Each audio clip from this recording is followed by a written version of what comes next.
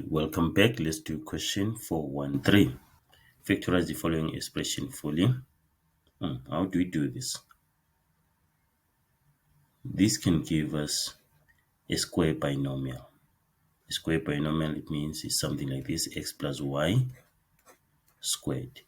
And then we are going to have 9x squared in the square binomial, and then we can use the difference of two squares thereafter. If you expand this, you're going to get x squared plus 2xy plus y squared. You see that? Which is the same as this. This is 25 is 5 squared, and then 2 times 5 times y is 10y. You see that? So this will definitely give us a square binomial. Okay, let's just do that. So we'll have to factorize. We have to factor out -1 first. So we have 9x squared minus, then we're factoring out -1.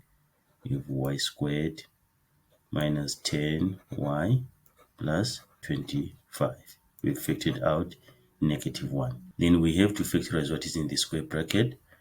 The factors of 25 that can give us -10. This positive means that the factors have the same sign. It's -5 and -5. -5 times -5 is positive 25. And then -5 minus 5 is -10. So it means we have 9x squared.